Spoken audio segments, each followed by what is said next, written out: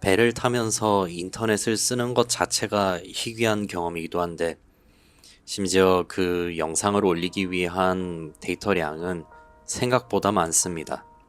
약 1기가 정도, 1기가에서 1.5기가 정도의 데이터량이 들게 되는데, 그러다 보니까 주말 마지막 시간에 남은 모든 용량을 사용해서 영상을 올리는 경우가 많습니다. 물론 지난주에도 비슷한 일이 벌어졌고요. 그렇게 영상을 올렸다라고 생각을 했는데, 네, 지난주에 영상을 올려놓고 공개로 돌려놓는 것을 완전히 까먹어 버렸습니다. 정확히 말해서는 올렸다라는 성취감으로 그 이후 보지를 않은 게 있죠. 그래서 나온 문제가 뭐냐? 바로 조금 전에 영상을 올리려고 이제 확인을 하는 찰나 지난주에 올린 영상이 비공개에서 공개로 돌려지지 않았다는 것을 깨달았습니다. 그 말인즉슨 약 2주 정도 지금 영상이 안 올라갔다는 것인데, 뭐 평소에 봐주는 분들만 보는 그런 채널이다 보니까 저로서도 문제는 없기는 합니다. 그래도 정기적으로 뭔가 올려야 되는 그런 생각, 그리고 스케줄을 가지고 있는 저로서는 그것을 못했다는 게 좀 마음에 걸리는 부분이기는 하네요. 그래도 어쩌겠습니까? 최근에 올렸던 영상들 중에서 가장 반응이 좋았던, 그리고 조회수가 많이 나왔던 영상의 제목은 똥처리반밖에 없습니다. 그래도 지난주에 올린 영상 또한 하드디스크 안에 뭐가 있냐 보자 라는 식으로 제목을 자극적이게 썼는데, 쉽게 말하자면 누구의 야동이 가장 강한가를 유희왕식으로 또는 포켓몬식으로 대결하는 그런 일주일이었습니다. 카고당직 서면서 서로의 야동을 보여주는 그런 남성적인 환경. 물론 여성 사관이 타는 배가 있다면은 그런 거는 생각하지도 못하겠지만, 이 배는 남성밖에 없는 배입니다. 그런 남자들만 있는 기숙사, 그런 아저씨들이 모인 남성들만 있는 공간이라는 특수한 환경에서 야동이라는 엄청난 자극제는 모두의 이목을 끌기에는 충분한 것 같습니다. 그런 부분이 또 재미있는 기억의 한 조각이 되지 않을까 싶기는 합니다. 안녕하십니까, 마도로스입니다. 지난주에는 화물 작업, 그리고 화물 작업이 끝나고 바로 앵커리지로 나오게 됐습니다. 묘박지에 도착하기 전부터 비가 올 것 같더니 습도가 엄청나게 높습니다. 비가 아니라 결국에는 폭풍이 왔습니다.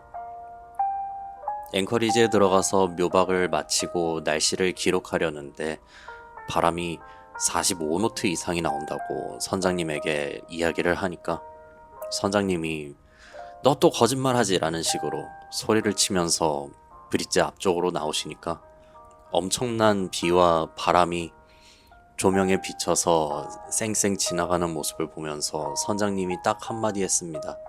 오 씨벌. 배가 부들거릴 정도로 큰 바람이 불어오고 눈에 보일 정도의 비바람이 창문을 치는 통에 앵커리지에 묘박하고 나서 바로 비상 상황.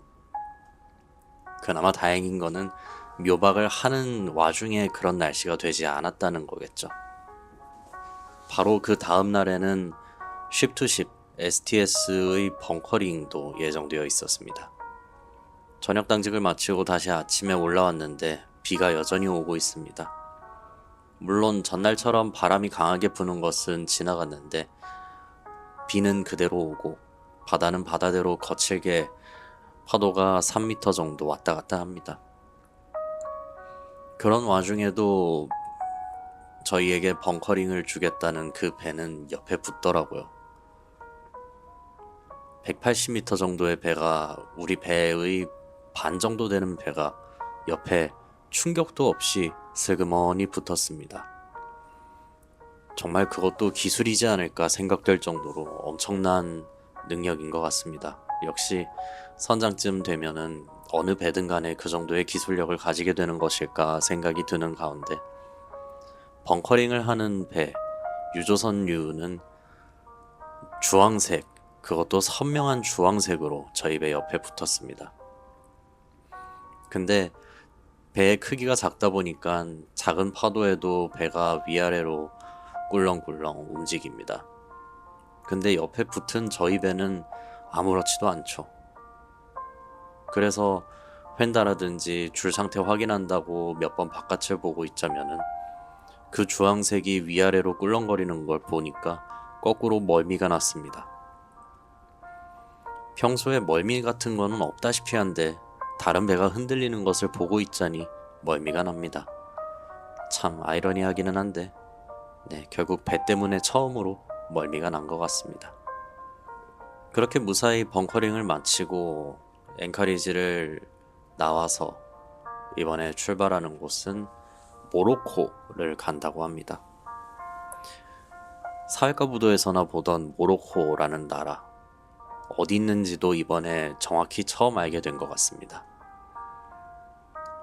그렇게 모로코를 향해 가는 며칠이 지나면서 모로코의 포트 인포메이션, 그러니까 부두 항만의 정보를 이전 다른 배들이 적어놓은 것들을 저희가 공유받았습니다. 사수 항해사랑 함께 그것을 읽으면서 보는데 이래저래 사람들이 많이 올라온다는 것은 알고 있었는데 어떤 것을 할지를 적어놨더라고요. 그 중에서 가장 눈에 띄던 것은 대부분의 문서에서 사람들이 몰려와서 담배를 요구한다는 것이었습니다. 연수원에서 듣기는 했지만 실체를 몰랐던 소위 말하는 제3국가들의 뇌물 요구하는 그런 것들. 저는 끽해봐야 뭐 $100, $200인 줄 알았는데 그 양이 좀 이상합니다. 상상 이상으로 많은데 아니 무슨 한 사람당 담배 30보루를 요구하는 경우가 있다고 합니다. 정신이 나간 것인가? 담배 30보루면은 작은 박스 하나 정도를 가져와야 되는 건데 그렇다면 이 사람들은 담배를 가져갈 캐리어를 챙겨서 배에 올라오는 것인가? 라고 물어보니까 사수 항해사가 하는 말이 산타 할아버지 마냥 비닐봉다리 큰 거 하나 들고 온다고 합니다. 참 알다가도 모를 이 선박 그리고 상선의 세계인 것 같습니다.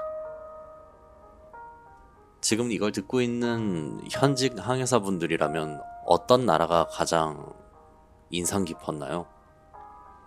적어도 선진국이 아닌 나라, 후진국이라 말하면 나쁘겠지만 여튼 제3국가에 해당하는 나라들 중에 가장 인상 깊었던 나라는 어디인지 알려주시면 또 저로서도 도움이 되고 재미있는 이야기거리가 될 것 같기도 합니다. 후반부는 언제나 그렇듯 유튜브 댓글을 읽는 시간이 되겠습니다. 언제나 다양한 댓글을 써주시는 분들이 계셔서 감사합니다. 오폴 지원하실 때부터 구독을 해왔다라는 분이 계시군요. 무엇보다 안전한 실습이 무엇보다 안전한 실습이 되시기 바랍니다. 라는 응원 감사합니다. 맞습니다. 결국은 배에 와서 다치면은 저 자신뿐만 아니라 주변에도 모두 민폐를 끼치게 되는 그런 현상이 발생하기 때문에 저도 몸은 굉장히 조심하고 있습니다. 다치는 것에 관련된 것은 또 다다음 주쯤 정확한 정보를 모아서 이야기를 드릴 수 있겠네요. 그 이유로서는 지금 현재 진행형으로 저희 배에 다친 사람이 있기 때문입니다. 그것은 또 다른 이야기로 다음에 또 풀어보도록 하죠. 그 이외에도 다양한 댓글이 올라오는데 아쉬운 부분으로서는 대부분의 질문의 결이 비슷하다는 것이기는 하겠죠. 해양대 졸업하면 3급 자격증 받을 수 있나요? 5급 해기사는 취업이 잘 되나요? 여기 들어갈 때 어떻게 준비하나요? 근데 이런 질문들에 대해서는 제가 전문가가 아니기 때문에 확답을 드리기에는 어려운 부분이 많습니다. 그리고 또한 이게 맞다, 이게 틀리다 라고 제가 단언하는 순간 그것을 불편하게 여기는 분들이 계실 수 있다는 거가.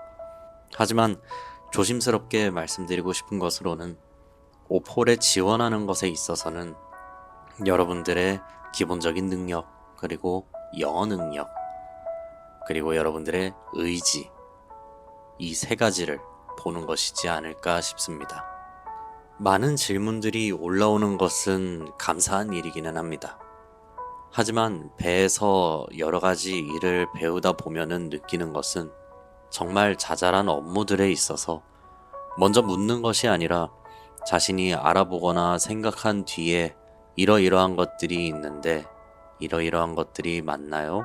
라는 식으로 자신이 먼저 공부를 해와서 물어보는 것이 다른 사람들에게 좋은 인상을 심어줄 수 있다는 것을 다시 한번 느끼고 있습니다. 왜냐하면 저도 배에 와서 항해 부분은 어떻게든 이전에 있었던 해군이라든지 그리고 오션폴리텍에서 실습을 하면서 배운 부분들이 있겠지만 전혀 모르는 카구의 경우는, 화물의 경우는 하나하나 제가 알아보거나 아니면은 먼저 들어서 배웠던 것들을 기본으로 질문을 짜서 정확하게 이러이러한 부분이 맞는가요? 라는 식으로 되묻는 형식을 하고 있습니다. 그렇게라도 해야지, 안 그러면은 얘는 이것도 모르는데 왜 나한테 질문을 하지? 라는 얼굴로 저를 바라보는 그런 선임 항해사들의 모습을 보면서 아, 내가 이 질문 잘못했구나 라는 것을 가끔 느낄 때가 있습니다. 나이를 이렇게나 먹어놓고 저도 이런 질문을 하고 있다는 게 바보 같은 것은 알지만 그래도 질문을 하기 전에 먼저 자신이 찾아보는 습관을 최근에는 들이고 있습니다. 배에는 공부할 거리가 참 많은 것 같아요. 브릿지도 그렇고 CCR도 그렇고 심지어 ECR까지 선박 안에서 여러 군데를 돌아다니면은 어딜 가나 벽이나 남는 공간 같은 데에 책, 절차서, 그리고 규정서, 규정집 등이 꽂혀 있는 것을 또는 붙어 있는 것을 보게 됩니다. 아무렇지도 않게 벽에 붙어 있는 그런 하나하나도 뭔가 이유가 있어서 붙어 있다는 것을 생각하면서 시간이 날 때는 그냥 그 앞에 멍하니 서서 그 내용들을 읽기도 합니다. 그런 하나하나가 나중에는 도움이 되지 않을까 하는 마음으로 배에서 생활을 하고 있습니다. 물론 제가 이런 말을 한다고 해서 댓글의 내용이 바뀔 거라고 생각되지는 않습니다. 왜냐하면은 언제나 새로운 사람들 또는 저를 몰랐던 분들이 처음 유튜브에 검색을 해서 나오는 그런 영상이 저의 영상이 될지도 모르기 때문이죠. 그렇기 때문에 그런 댓글들에 짧게나마 대답을 하자면은 한국 해양대 졸업하면은 상급 자격증을 받을 수 있는 건가요? 라는 것에 있어서는 예, 맞습니다만 질문을 하신 분의 노력에 따라 달라지겠다라는 것으로 답을 하겠습니다. 다른 것은 5급 해기사도 취업이 잘 되나요? 라는 것에 대한 답변은 네, 취업이 잘 될 수도 있습니다. 질문을 해주신 분의 노력에 따라서 달라지겠죠. 라는 식으로 대답을 하겠습니다. 똑같이 경쟁률이 높은지 오션폴리텍의 경쟁률에 대해서 물어보시는 분이 계시는데 네, 지금 질문을 해주시는 분의 노력 그리고 지금까지 살아오면서 얼마나 많은 경험을 해왔는가, 얼마나 배와 관련된 또는 도움이 될 수 있는 경험을 해왔는가에 따라 달라지지 않을까 싶습니다. 참고로 제가 들어갔을 때 당시의 경쟁률은 17대 1이었습니다. 그 다음 해도 비슷한 숫자였던 걸로 기억을 하는데 실제로 가서 보게 되면은 몇몇 숫자는 어느 정도는 허수가 존재하지 않을까 싶은 부분도 있습니다. 왜냐하면은 면접장에 오지 않는 분들도 계셨기 때문이죠. 그러니 정말 넣어보는 식으로 넣어보고 서류를 통과한 사람들도 있겠다라는 게 저의 생각이기는 했습니다. 그런 부분에 있어서는 지원을 하실 때 어느 정도 허수가 있을 수 있다라는 부분을 감안을 하면서 신청을 해보는 것도 좋겠죠. 참 그렇게 대답을 하고 나니 생각이 드는 것은 GPT가 더 답을 잘해주겠다라는 생각이기는 합니다. 아니면은 GPT에 제 영상을 넣어주시고 그거를 분석하라고 하는 게 더 빠르지 않을까 싶기는 하네요. 요즘은 참 GPT의 세상이기는 합니다. 그런 이야기에 대해서는 또 다른 데서 한 번 더 이야기를 펼쳐보도록 하겠습니다. 여기까지 봐주신 분들, 그리고 언제나 봐주시는 분들 항상 감사드립니다. 다음 영상에서, 그리고 이번에는 공개하는 것을 까먹지 않기를 바라면서 다시 뵙도록 하겠습니다. 이상 마도로스였습니다.